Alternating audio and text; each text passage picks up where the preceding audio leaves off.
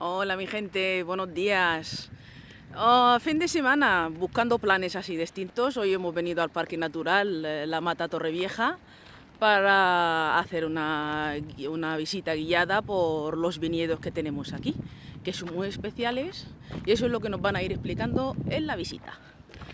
Y claro, como hace mucho calor, pues yo me he traído mi preciosa Pamela y conmigo va Mr. Joaquín y mi Alesito también. Vamos a ir a pasarlo bien. Tenemos aquí a Estefanía, nuestro guía favorita.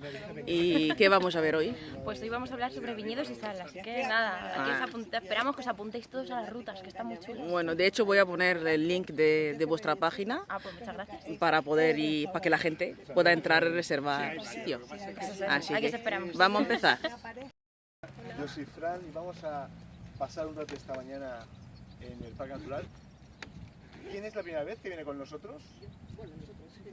Porque esto de los repetidores, que se agradece mucho, mola, pues, pero también como nos lo inventamos siempre, pues ahora tener que, ¿sabes?, decir lo mismo, pues se te pilla. Pues es un rollo, porque pues, todo el mundo es nuevo, perfecto, vas a ir improvisando, pero si no... Bueno, hoy vamos a dar una vuelta muy ligera por la Laguna de la Mata.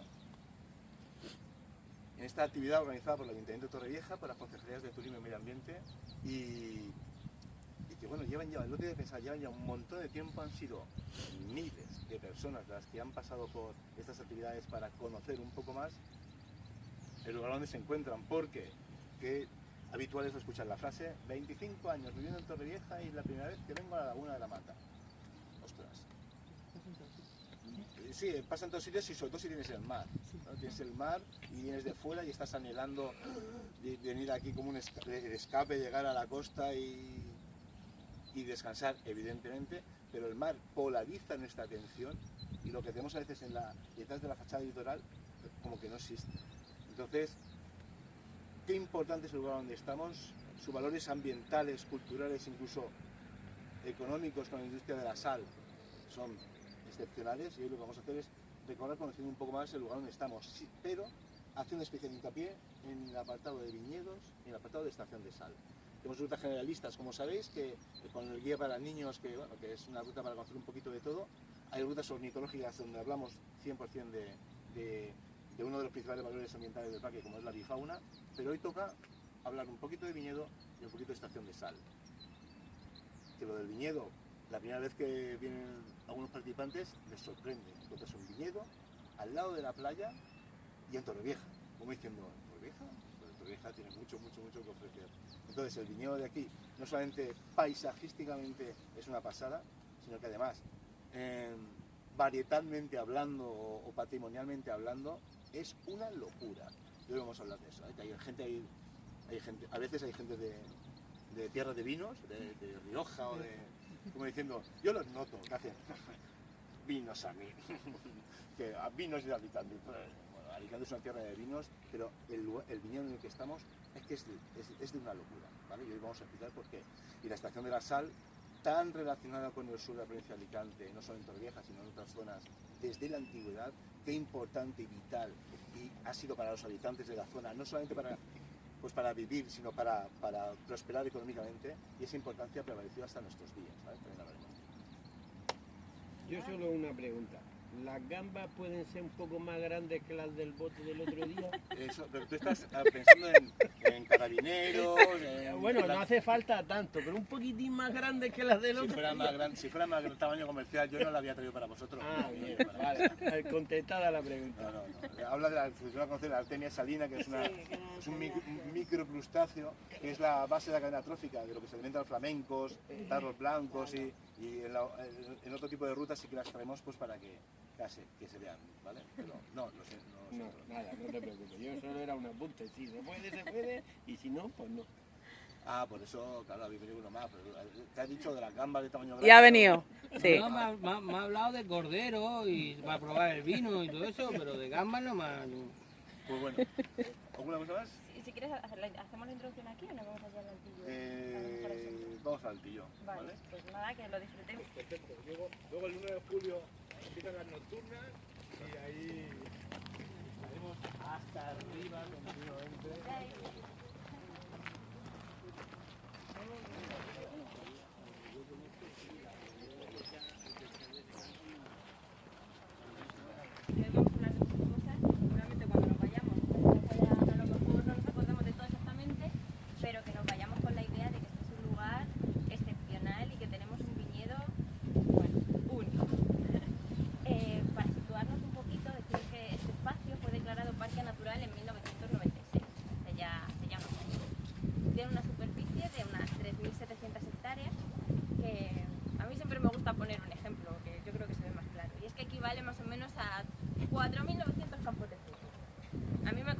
cálculo, pero lo saqué para que quedase más claro. El parque limita con 4 términos municipales: Guardamar, Rojales, Montesinos y Torrevieja. Va a englobar estos 4 términos. Por otro lado, comentaros que cuando un espacio es declarado parque natural es porque reúne una serie de requisitos que lo hacen realmente de interés. ¿Qué pensáis, aparte de las lagunas, por supuesto, qué es lo que es interesante de este lugar para que haya sido declarado parque natural?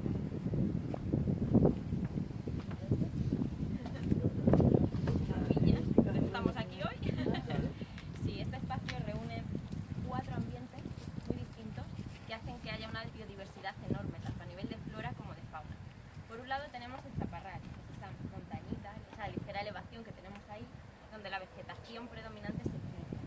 Por otro lado tenemos las lagunas, la de la Mata, que es la más chiquitita de las dos, tiene 700 hectáreas, y por otro lado tenemos la Laguna Rosa, que tiene justo el doble, 1400, y es la famosa de las dos, pero no por ello quiere decir que la Laguna de la Mata sea menos especial o menos importante. Al contrario, es muy importante también. De hecho, el centro de interpretación lo tenemos aquí, que es donde nos van a dirigir a diferentes rutas. Tenemos información sobre el parque, su biodiversidad. Bueno, pues ya tenemos dos, ¿no? Hemos dicho el Chaparral, las lagunas. Alrededor de las lagunas, si os fijáis, esa zona que parece muy árida, muy seca, que parece que no hay nada, bueno, pues eso está declarado hábitat prioritario de la Unión Europea y se llama Saladar. Es un espacio súper importante a nivel natural. Las adaptaciones que tienen las plantas que viven allí y los animales son realmente alucinantes. Eso hablaremos de ello más adelante, por no hacer eso. Y por último el viñedo, el protagonista del día. Los viñedos que rodean las lagunas llevan aquí muchísimo tiempo y bueno, antes de preguntaros o de hablar de por qué es tan singular este viñedo, también vamos a hacer un viaje en el tiempo, vamos a situarnos del origen de las lagunas. Tenemos que remontarnos en el tiempo hace 5 millones de años, cuando la línea de costa estaba hacia atrás unos 10-15 kilómetros. Por aquella época las cosas eran un poco diferentes, geológicamente, a como son ahora, y toda la zona de Alicante, desde Denia hasta el Mar Menor, estaba cubierta como de lagunas como las que tenemos. ¿Cómo se forman las lagunas? Bueno, la tectónica de placas, sabéis que estamos en una zona de alta sismicidad, aquí tenemos temblores a menudo porque hay mucha confluencia de placas. Pues si las placas chocan, se producen elevaciones, se pueden producir elevaciones, como es el caso de Chaparral, la Sierra de Catacoy, Cartagena, en fin, puede darse ese fenómeno. Pero por otro lado, cuando chocan también puede haber un hundimiento, una vaguada, que es el fenómeno que dio origen a las lagunas que tenemos aquí, hace 5 millones de años. Son placas, ¿no?, que una se sumerge bajo la otra y se forma esta vaguada. Estamos por debajo del nivel del mar. Las placas que confluencian las lagunas son distintas. Las placas de la Laguna de la Mata son las de Benijúzar y Benijofa y el Bajo Segural. Y la de la Laguna de la Torrevieja son Benijúzar y Benijofa. ¡Ay, que se me enreda siempre la lengua con los nombres! No hace falta. Están hechos a Benijúzar y Benijofa y San Miguel de Salinas. Entonces, esta confluencia de placas hace que se hayan formado estas lagunas y podemos contar con este espectacular paisaje y biodiversidad que tenemos. Ahora ya sí, ¿por qué pensáis que este viñedo se merece una ruta de 3 horas? ¿Por qué es tan singular, tan especial? Seguramente por su cepa, la cepa. Bueno, las cepas son importantes, tienen un peso importante. Pero el agua es muy salada. Es más salada, no tiene que ser. Pero que el terreno tiene que ser más salino, más. Bueno, el terreno en sí no es tan salino. No, pero bueno, sí, el ambiente. el ambiente, Eso ¿no? es. Bueno, pues la salinidad, la influencia del mar, la cercanía, la brisa se va a influenciar en la variedad de uva. Pero, realmente, ¿conocéis un animalito chiquitito que se llama filoxera? Sí, ¿vale? Es un pulgón, un pequeño pulgón, que a finales del siglo XIX causó estragos en Europa. Es un ejemplo de un parásito, de una enfermedad, bueno, parásito, de un bicho que va a atacar a las plantas, un insecto, que vino desde el norte de América hasta Europa, pues, en el comercio, luego entró en Europa a través de Francia y se fue expandiendo.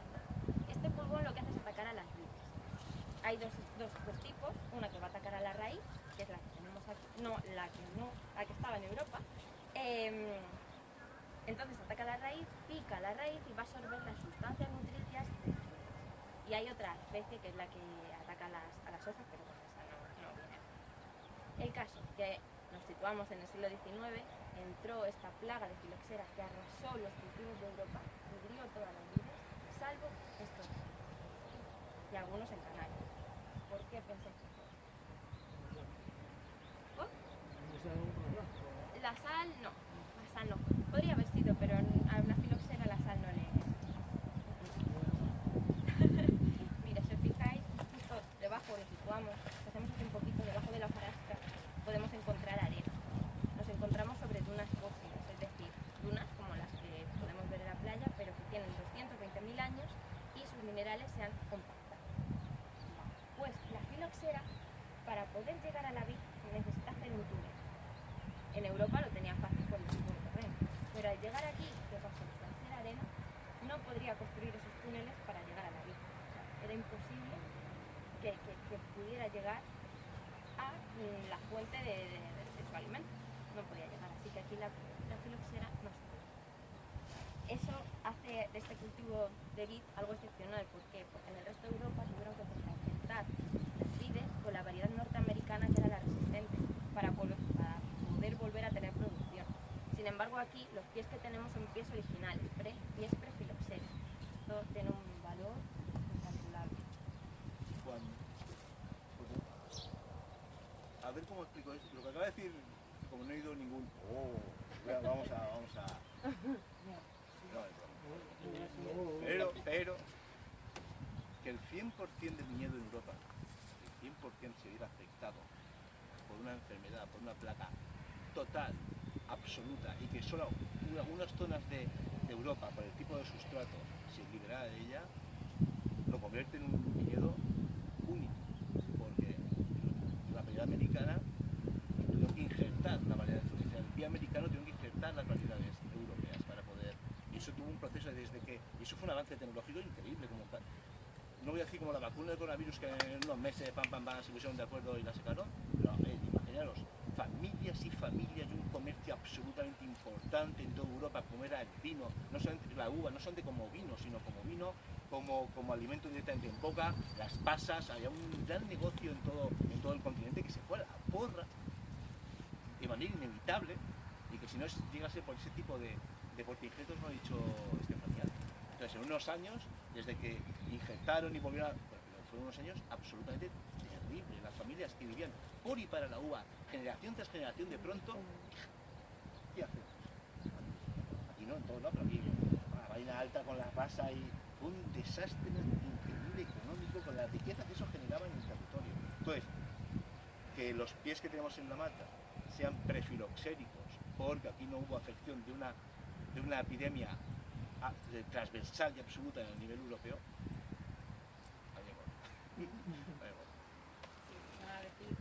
gracias a eso, lo que en Europa supuso un declive total, aquí en la mata supuso el auge del viñedo y bueno, luego fue decayendo, como iremos viendo, pero que estáis ante un viñedo que es único. O sea,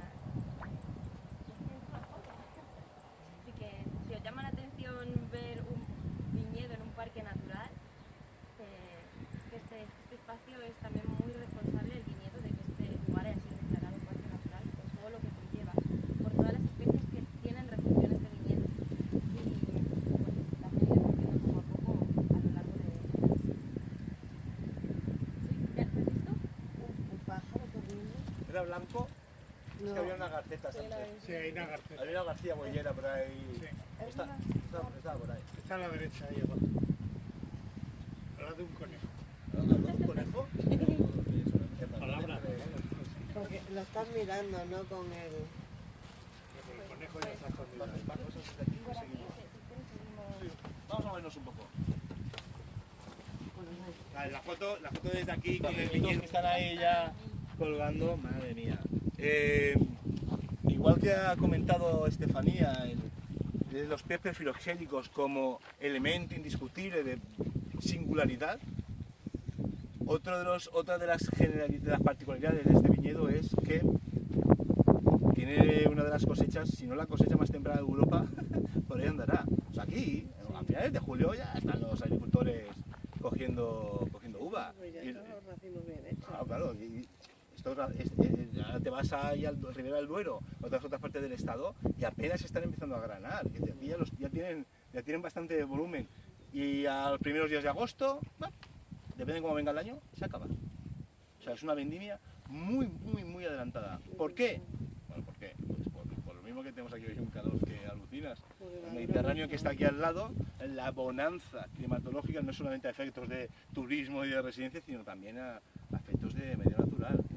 Aquí se adelanta, mientras en septiembre es cuando empieza la cosecha en muchos lugares del territorio, y en octubre en otros lugares de Europa, aquí los primeros días de agosto ya está todo acabado, ¿vale? Realmente es una cosecha muy temprana. Y además, aparte de todo eso, nos encontramos en el último reducto de viñedo de toda la Vega Baja, que es el último trocito de viñedo que queda dedicado a la producción de uva para fabricar vino. Nos tendríamos que ir al interior de la provincia para encontrarnos esas grandes extensiones de viñedos.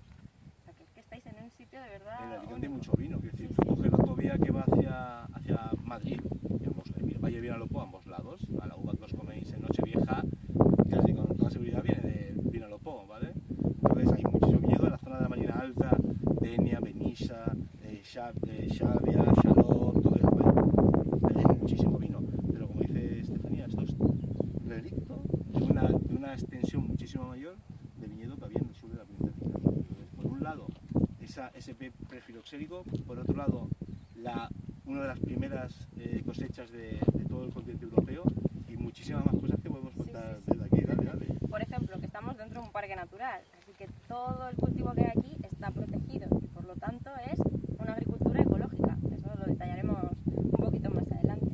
Y otra cosa que nos preguntabais, ¿cómo se riega esto? Es un cultivo de secano.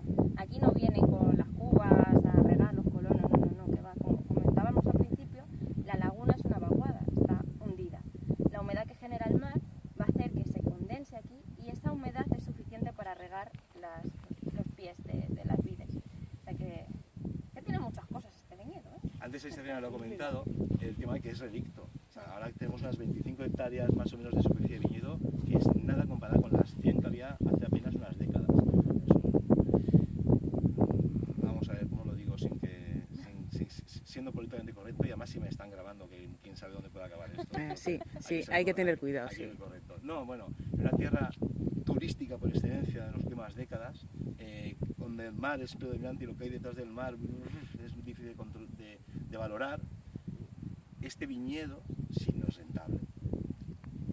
Entonces, si a la edad avanzada de los colonos que han cultivado esta tierra durante décadas, si era una rentabilidad relativamente escasa, entonces no dudéis que el viñedo de la Mata es tan de la gente de Torrevieja y de la Vega Baja como las habaneras, como las salinas y como la pesca.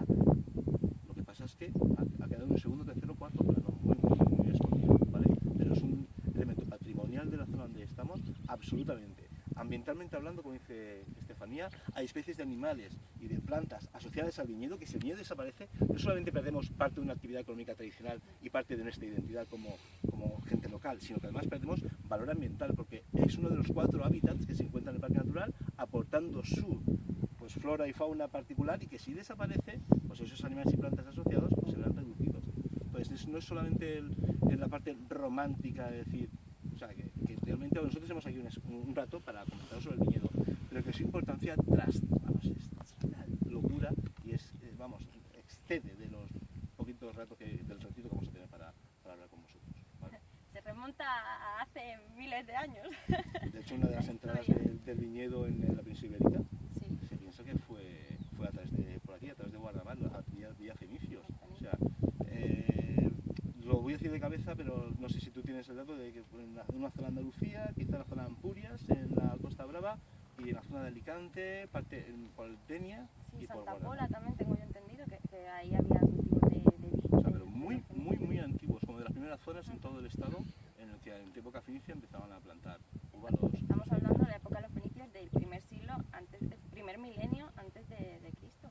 O sea que en el 900 antes de Cristo fue cuando llegaron los fenicios a la península. O sea que no es de ayer, vaya. Por eso cuando alguien coge uva, salta la valla y coge uva de los colonos. Yo no sé, yo quien anime a coger una uvica o 2 uvicas, luego tienes a gente con 2 bolsas. Pero vamos a ver. Ni una ni ninguna. Esto es propiedad privada, ¿no? Porque una. Esto es tu propiedad otra, privada, tu otra, sí y no. Sí. Es una producción privada, pero la propiedad del territorio, dejamos un hueco que pasa. Ha llegado hasta la cabecera en la construcción y allí, pero aquí. Claro, es que. Yo no sé si hubieran podido hacerlo, habrían hecho. Estamos en el Acequión, que es este canal que ahora mismo dejamos ahí habladito, que viene desde la playa de la Mata hasta la Laguna Azul. Este canal fue construido en 1907, ya también tiene unos años. Bueno, como ya sabéis, la historia de Torrevieja está íntimamente ligada a la sal. No se entendería Torrevieja sin la sal. De hecho, fue el origen del municipio de Torrevieja, la industria salinera. Si no, hasta el siglo XVIII la actividad principal se residió en la Mata y luego ya fue cuando creció tanto que se trasladó a Torrevieja. Pero bueno, vamos a ir paso a paso. Como os comentaba antes, en el Parque Natural tenemos las 2 lagunas, la Laguna de la Mata y la Laguna de Torrevieja. Ambas lagunas van a formar parte del sistema de la empresa salinera, ¿no? Del mismo sistema de explotación, pero cada una va a tener una forma de funcionar diferente, tiene una misión. A la hora de obtener la sal van a trabajar de forma distinta. La Laguna de la Mata, ¿qué va a ocurrir en ella? Se van a preconcentrar las sales, es decir, va a entrar agua desde el mar hasta la Laguna Azul a través de este canal por gravedad, como decíamos estamos más bajo del nivel del mar. Un bichillo por aquí. Entonces, que me estaba haciendo cosquillas, digo, esto... estaba intentando mantener el tipo, pero ya no... por el calor que tenemos aquí, que es predominante durante todo el año, pues el agua se va a evaporar y la sal va a pasar de estar a unos 30-35 gramos por litro, que es lo que tiene el mar, a unos 80-100 gramos, más o menos, o sea que el paso es importante. ¿Qué va a pasar? Esa sal, ese agua preconcentrada en sales se va a llevar a la Laguna Rosa. Ambas lagunas están conectadas por un canal, un conducto, de más o menos 2,5 kilómetros por el extremo oeste. Entonces, llevamos esta agua preconcentrada en sales a la Laguna Rosa y allí es donde se va a llevar la cosecha. La concentración que se alcanza en la Laguna Rosa es de unos 300-350 gramos de sal por litro. Es decir, el salto es importante. ¿Pensáis que es suficiente solo el efecto del sol, de la evaporación del agua, para que pase de 80, 100 a 300-350 gramos de sal por litro? No. Hay trucos, sí, es verdad. Tiene que haberle, claro. Pues tenemos un tercer componente que no está situado en Torrevieja, sino en un municipio que está a unos 70 kilómetros de aquí, que se llama Pinoso. En Pinoso va a haber una montaña que se llama, en geología se conoce como diapiro salino, tiene forma así un poco como de champiñón, y su interior va a ser todo sal gema. Esta sal tiene miles de años, proviene del Cretácico, y con el tiempo, como la sal es menos densa que el resto de sedimentos, ¿no?, que se han ido depositando encima, esta sal ha roto el terreno, por decirlo de alguna manera, y ha emergido. Entonces se ha formado esta montaña. ¿Y qué se ha hecho? Se hicieron estudios y se vio que creando unos pozos parecidos a los que se hacen en las producciones de gas o de petróleo, ¿no?, más o menos, pues se hacen unos pozos en los que se inyecta agua dulce. Estos pozos tienen cientos de metros de profundidad, llegan al kilómetro. Se inyecta agua dulce, es un sistema súper controlado, y se va a disolver esa sal, generando una salmuera, que más o menos tiene unos 250 gramos de sal por litro. Y esta salmuera se va a extraer, se va a bombear y se bombea del interior del pozo hacia el exterior, y a través de una tubería que tiene unos 54 kilómetros de largo, que atraviesa la Sierra de Crevillente, va a llegar hasta la Laguna Rosa. Entonces este aporte extra de sal en forma de salmuera es lo que va a hacer posible que pasemos de los 80 a los 300 gramos de sal. Esta obra de ingeniería potentísima se llevó a cabo en los años 70. En 1972 empezó a construir y en 1973 ya estaba funcionando. Bueno, es increíble. Tenemos en la Laguna Rosa prácticamente un mar muerto. O sea, es casi la misma concentración de sales. Ahora, como os decía, la preconcentración aquí, la cosecha en la Laguna de Torrevieja. ¿Cómo se hace la cosecha? A diferencia de lo que se hacía antiguamente, y por ejemplo a lo que se hace en Santa Pola, la cosecha aquí no es en seco, sino que es en húmedo. Esto quiere decir que no se deja por completo evaporar el agua, sino que todavía tiene agua y se crea como una especie de masa salada, súper viscosa, pero que facilita mucho el trabajo en la salina. Cuando era la explotación de la extracción en seco, se formaba una costra dura como el mármol, que tenían que picar, transportar en carros, luego de los carros a las barcas. Bueno, era un trabajo importantísimo. Con el paso del tiempo se fue modernizando el sistema, se introdujo maquinaria y lo que tenemos ahora son unas barcazas en las que se deposita esa cosecha. Están las volvedoras que van a remover el lodo, no el lodo, sino el fondo de la salina con la sal, y se va a cargar en unas barcas. Voy a poner aquí unas fotillos, que son muy bonitas las barcazas de la Laguna Rosa.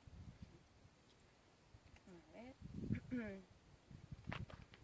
Luego la sal se va a almacenar, se va a lavar y después se va a almacenar en esas ¿Cómo se montañas. puede lavar la sal, digo yo? Sí, la sal la lavas, se deshace. Sí, hombre, tienen sistema. Claro, tiene un sistema ¿Cómo ya se lava? para poder hacer más, que no es la sal que llega a tu casa refinada, Claro, en es grano, gorda, no. es gorda, es como piedras, ¿no? Como piedras.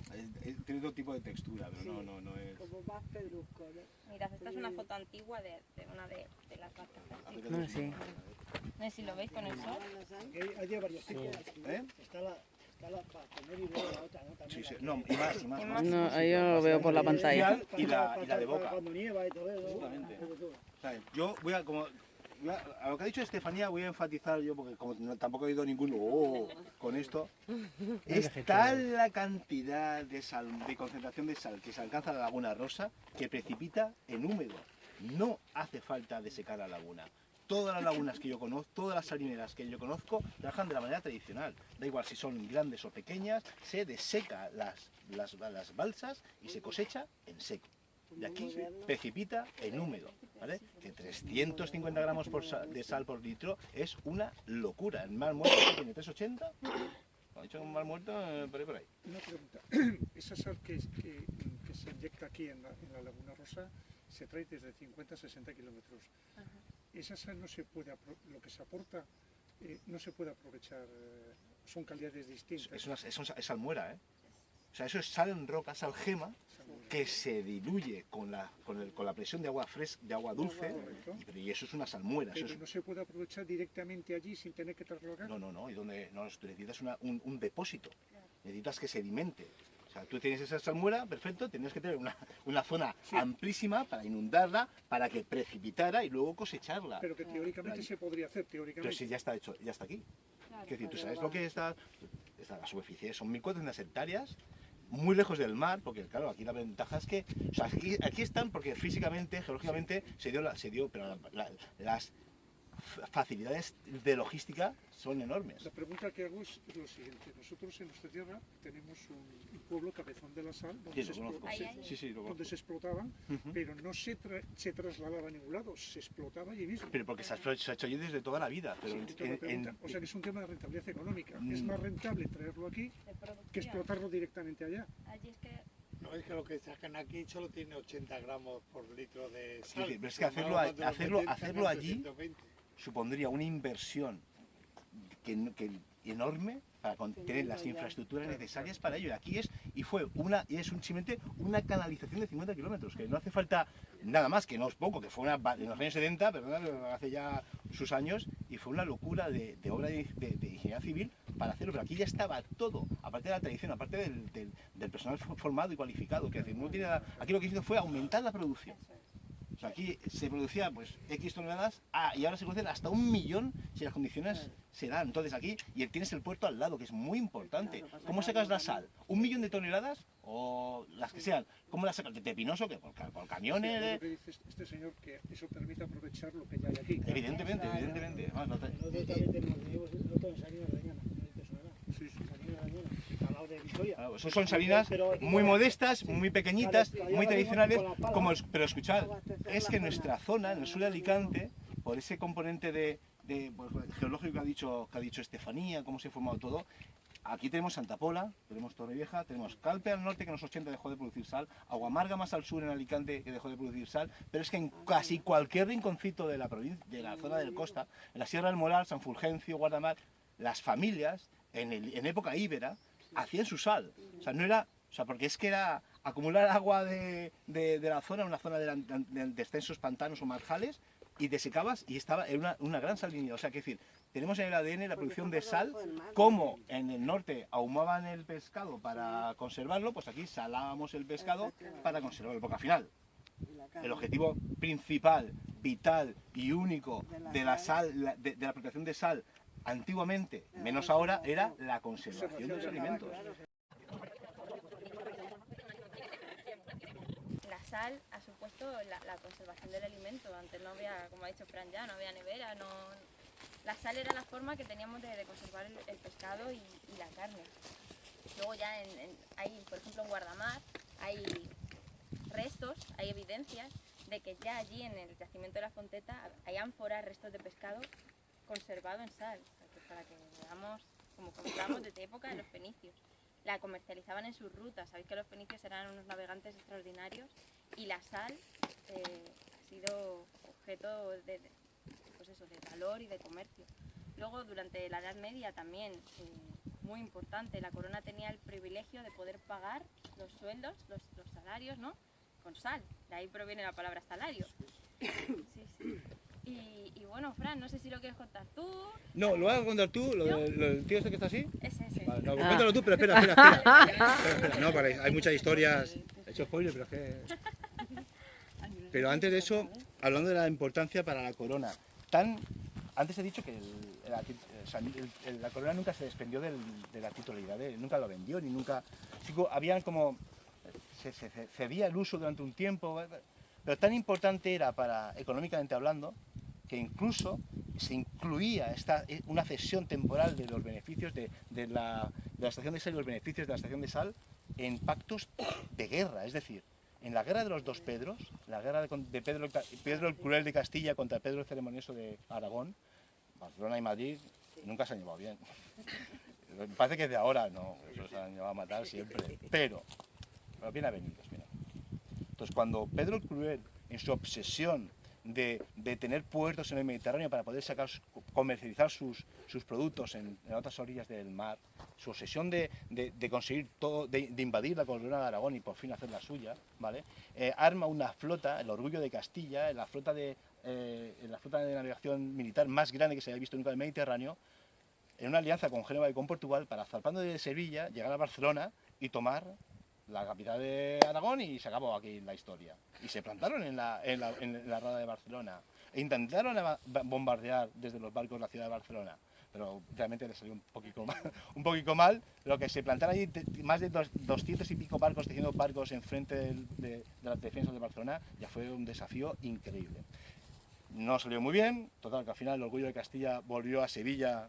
Creo que reventaron y quemaron bastante Guardamar en su camino y otros puertos. El hecho es que en esa alianza entre las coronas de Castilla, Aragón, Castilla, Portugal y Génova, se incluía la cesión del usufructo de la explotación de sal de las salinas de la Mata durante unos años. O sea, tan tentador, tanto generaba, tan importante era económicamente hablando esa explotación de sal, que se incluía en alianzas, en tratados de guerra y tal, para conseguir el apoyo de... Ostras, o sea, realmente lo del salario lo conocemos todos, que era mucho mejor tener aquí una bolsita con sal en el cinturón, y si te atacaban en época romana o en época íbera, salir corriendo, y donde llegabas ya como los dientes de oro ¿vale? Te quitas el diente de oro y ya tienes cash. Pues esto era igual, era oro blanco, ¿vale? Pero, insisto, hablamos generalidades, vamos a siempre intentar explicar, verbalizar la importancia de las explotaciones de sal en nuestra tierra.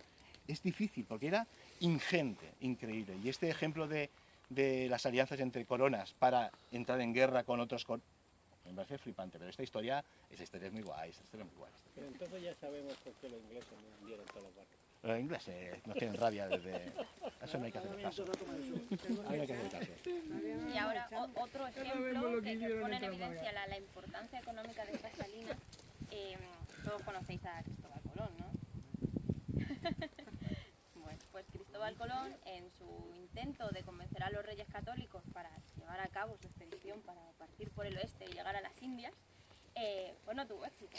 Las cosas como son, a los reyes católicos aquello no les pareció buena idea. ¡Qué locura! La tierra es redonda. Madre mía.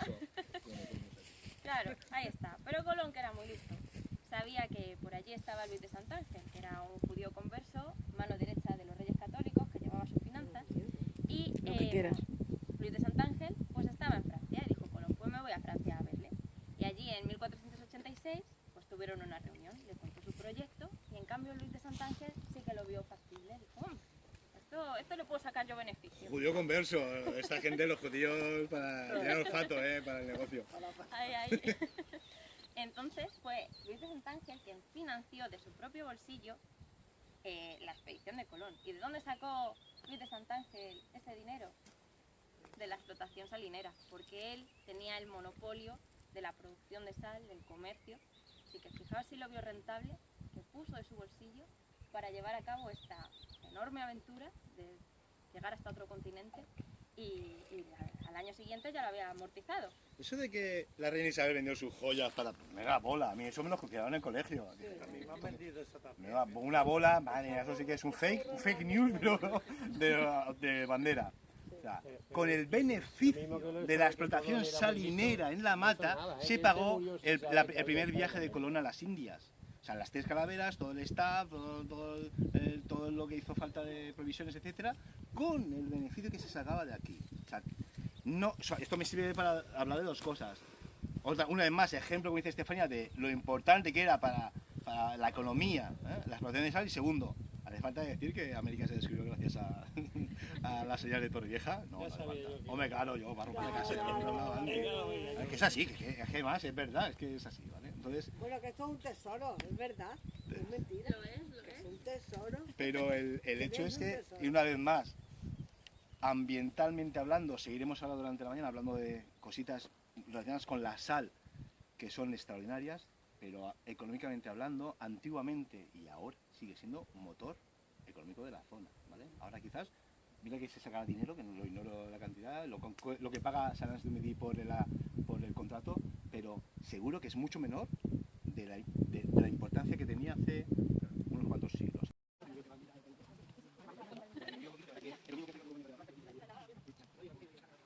Bueno, sevillana o J aragonesa.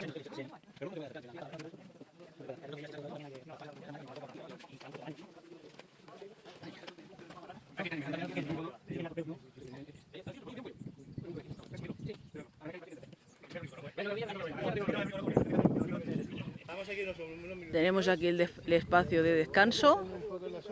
Hay grupos de niños. No soy muy patriota. Así que En ese sentido, quien quiera venir a tomarse su bocadillo, su sándwich, lo que sea, espacio bonito, fresco, porque aunque hace calor aquí hay viento. Y tenemos a Joaquín descansando. sigo teniendo frío.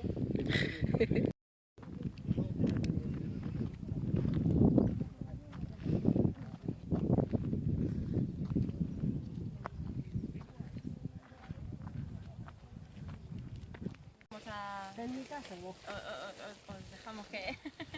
Sí, no, pero la última, pero muy importante también, porque vamos a hablar un poquito del viñedo, de cómo... A ver, un segundillo, voy a poner una imagen.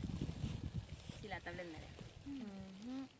¿Vas a hablar de variedades? Sí, o... ¿Sí? ¿Quieres que cuente yo algo de variedades y luego tú del proceso? Vale. 2 cosas sobre variedades, que lo hemos comentado al principio. El viñedo de la Mata está considerado como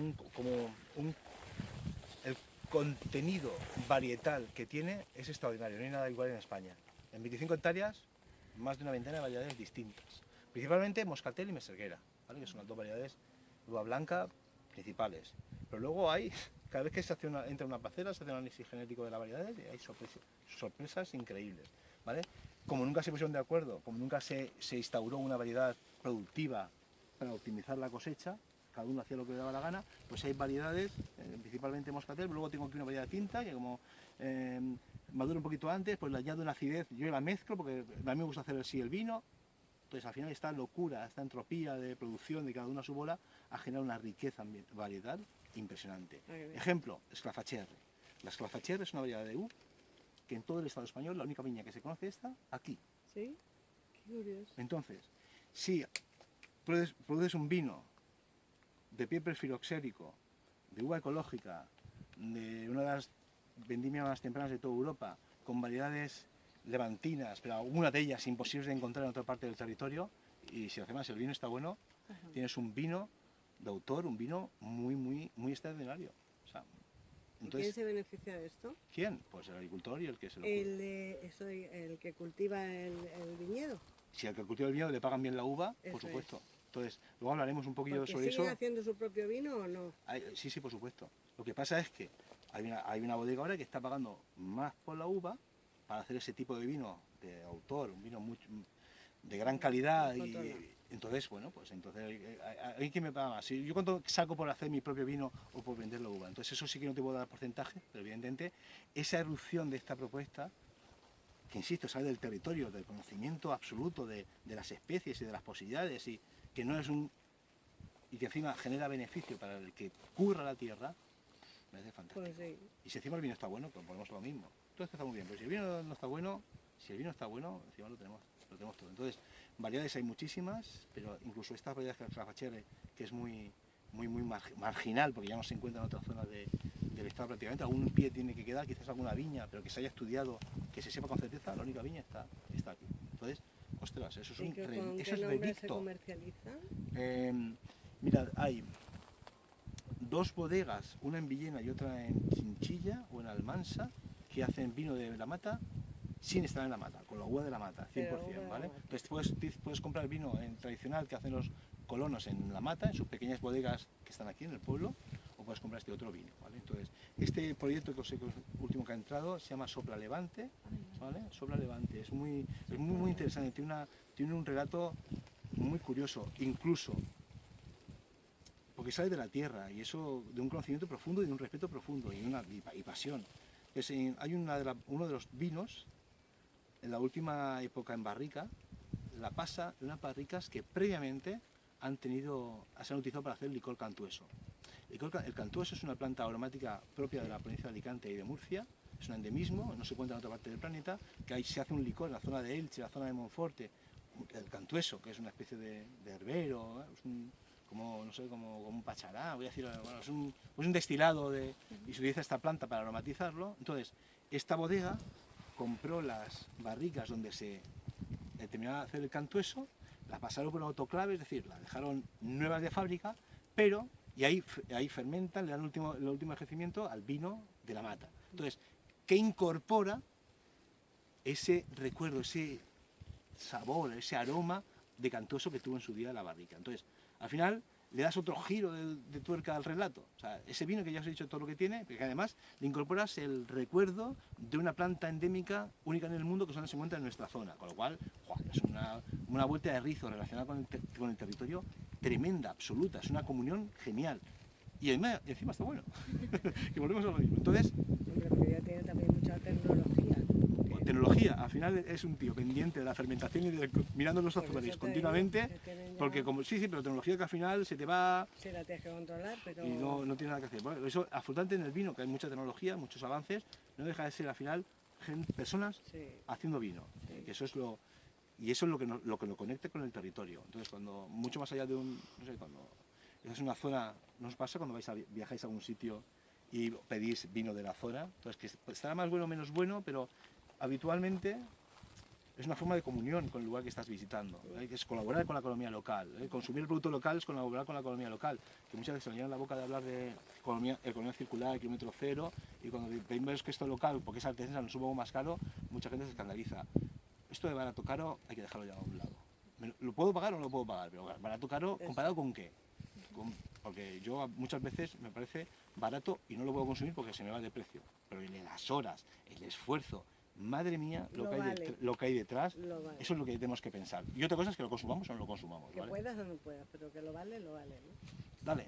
Sí, además, a lo de Sopla Levante, el proyecto, han buscado hasta que los nombres de sus vinos tengan raíz con la tierra. Por ejemplo, ese que decías se llama La Horca, hace referencia a un paraje que estaba cerca de la zona del cementerio donde se ajusticiaba a los ladrones de sal. Había una orca. Ladrones de Ahora es sal. donde está el cementerio. Mira Qué buen, curioso, claro, ladrones. buen sitio de hacer un cementerio, ¿no? Ladrones de, no, ladrones ¿Sabes de lo que sal. pesa un muerto? A lo mejor lo enterramos aquí al lado y ya está. Ah, pues no tengo yo que- Se conservará mejor con la sal. nutrientes. Claro, bueno, Lleva a la gente descansando muchos años ahí. Sí, relajado. Eso lo venden a los abonos, ¿no? Sí, total, el la mejor. La tienda esa, sí, sí. Bueno, pues nada, comentaros un poquito también el ciclo que tienen las vides, ¿no? Como en invierno se podan, que es cuando su sistema circulatorio, donde la savia, eso es, se para, entonces ahí no sufren daños, es cuando se aprovecha a podar. También es en los meses entre diciembre y marzo cuando se ara, se ventila el terreno y demás. Aquí en la zona, como tenemos muchas brisas, esto va a evitar la proliferación de hongos. Que no tiene todo este viñedo, ¿eh? Y luego, ¿qué más? En marzo empiezan los lloros de la vid, que son unas pequeñas lágrimas, parecen gotitas, que salen por esos cortes que se han hecho en invierno, cuando se han eliminado los sarmientos de la temporada anterior para preparar la vid, que hay una gotita de savia, que es cuando empieza a recircular otra vez la savia por la planta. Y bueno, luego ya aquí, como hemos comentado, es una de las vendimias más tempranas, entre julio ya están los racimos y en agosto ya están todos cosechados. Si os habéis fijado, al principio cuando íbamos de la segunda parada que hemos hecho ahí en la esquina de los viñedos hacia el acequión, hemos visto a la izquierda una parcela que estaba completamente arada, muy parecida a esta. Y a la derecha había una que sí que tenía vegetación silvestre. Pues no es que esté abandonada, sino que es una nueva forma de cultivar en la que se ha visto, bueno, se está retomando un poco la tradición, que esas plantas van a aportar tanto nutrientes, una serie de elementos que van a enriquecer al cultivo, y además es súper importante porque si en un terreno unas plantas, las que se cultivan, no tienen competencia, el agua que haya en el terreno va a ser para ellas. La raíz que tienen es mucho más superficial. Sin embargo, si hay otras plantas que van a tener sus raíces, va a generar una competencia, con lo cual la raíz de la vid va a ser más profunda. Y en terrenos como este, en los que las lluvias son tan tremendas, tan repentinas, eso va a hacer que la planta se fije más al suelo. Es seguridad para la planta. Entonces son dos formas diferentes de cultivar, pero no es que estén abandonadas para nada. Y Trata mucho lo de no voltear la tierra, es lo que dicen que lo llaman eso, no voltear la tierra. Bueno, sí, más ambientalmente es mucho más interesante porque proteges toda la microfauna de insectos, de Eso es, gusanos, que de también pequeños aporta. escarabajos que hay, de biota, o sea, al final de la vida que hay a nivel del suelo que no vemos, pero que existe, que es la que necesaria para que el suelo luego sea fértil y Luego aporte se nutrientes, empobrezca, claro. es importantísimo. Lo tienes limpio como un jardín, claro, eso no vale para nada casi. el proceso de magencado que se hace en esos pequeños alcorques alrededor del tronquito de la vid también se hace antes, claro, por supuesto, de la cosecha, cuando van a crecer los racimos. ¿Para qué? Para evitar que ese racimo se quede apoyado en el suelo y con la humedad se pudran o que haya bichillos que se lo coman. Esto también. Y el azufrado, como estamos en un parque natural, todo es ecológico y el azufre es el único elemento químico que se va a emplear aquí pues para eso, evitar hongos. Claro, también sirve como nutriente. Hierro. Sí. He comprado yo unos sacos Y, de hierro. y hablando de uy, aquí la... no, esto. Hablando de una de las joyas que tenemos en el parque, Escarabajos. es este escarabajo. Sí, sí, no, pero aquí sí que no, ¿verdad, Fran? Antes de nada, ya tienes que estar con el ojo de la Claro. mañana, esta gente no es trabajo. Y es que, ¿cómo queréis si os contamos que este escarabajo es único en el mundo, en los arenales? Sí, sí, en los arenales de Alicante y de Murcia, del sur de Alicante y de Murcia, tanto del interior como litoral. Es un escarabajo de apenas medio centímetro de longitud, que con un color así doradito, unos pelillos y mola un montón. Es florícola, se alimenta de flores. Sí. Que hecho gracia lo de mola. Yo tengo una hija de tu edad y opinaría exactamente lo contrario. Lo contrario, ¿no? ¿Que no mola? Lo de mola. Es una joyita. Esto, Dice que ya le mola. Tienes que estar corriendo. su nombre es Paratriodonta alicantina y esa referencia alicantina a su igual distribución. Vamos a ver, tú estás viendo ese documental en la 2, después de comer, y la voz en off dice la Paratriodonta del Amazonas, escarabajo único en el mundo, y estás así y dice, nena, despierta, mira que escarabajo del Amazonas más flipante, y está ahí de pronto dice, y tú ahí un zumo ahí, los pelillos dorados. Y luego dice la voz, no, hombre, no, que es de Torrevieja. Y quítate, cambia de canal, que es de Torrevieja. Por Netflix. Al final es una planta, un ejemplar imposible de encontrar en otra zona del planeta. En eso somos riquísimos. Eso es parte de nuestra biodiversidad y potencia radica en esa exclusividad de especies que no se encuentran en otros países. Y hay clientes, hay visitantes a nuestra zona que vienen por eso. Y no se puede llevar a otros lados. Para que no sea tan exclusivo. Digo yo, porque si acaso aquí viene algo que se lo cargan, ¿Cuánto Guernica hay? Hay uno, me lo voy a llevar en cada sitio. que tenemos flores también. El cultivo intensivo hace que fumigaciones, pesticidas no se reproduzcan en otros sitios. No, eso, su distribución es esta. De todas formas, Estefanía nos hace trampa, porque lo ha puesto ese escarabajo sobre un fondo muy bonito. Pero vamos por donde Solo ves vive. por la mañana, Porque se alimenta de flores. Esta gente no nos merece. Nos lleva la contraria en todo, madre mía. Pero si es que se hace En que igual mayo, otro en las rutas que teníamos en mayo, cuando veníamos caminando, se les Pero eso es veían las como flores. camellos pueden haber Las flores así. que se alimentan de la flor, ¿verdad? No, Viruña, es que son un tipo de un tiro. Hombre, después de toda la mañana paseando por el Parque Natural, por los viñedos y por el Saladar, así que ahora nos toca comer y hidratarnos un poco, que hace mucho calor. Y hemos venido a un argentino, aquí en La Mata, que se llama El Viejo Tango, y vamos a ver qué nos ofrecen. Tenemos aquí las empanadas argentinas, los calamares, la ensalada César. Argentina también. Argentino. Tú eres argentino ahora, ¿no? Pues nada. O sea, que no se me da un toque. Bueno, pues ya está. Vamos allá. Miradlas bien, que las vamos a tener poco tiempo. Sí. Joaquín, como se cuida mucho, ahí tienes un entrecot con su patata asada. Perdona, ¿me podéis traer una pinta? Sí. Alexi, también con su platico. Y yo, pues claro, el más grande. He pedido una costilla de ternera y se me ha olvidado que son grandes. Pues después de pasar la mañana andando, hemos comido bien y ahora pues nos toca ir a casa a descansar. A descansar, que ya estamos reventados.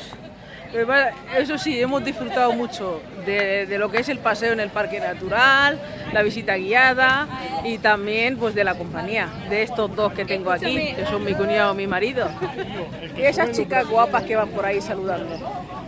Bueno, muchas gracias por seguirme, un beso a todos, para que veáis que lo reventada que estoy, que está la playa ahí y no he podido ni bajar al agua. Bueno, pero próximo día. Cuidaros mucho y hasta el próximo vídeo.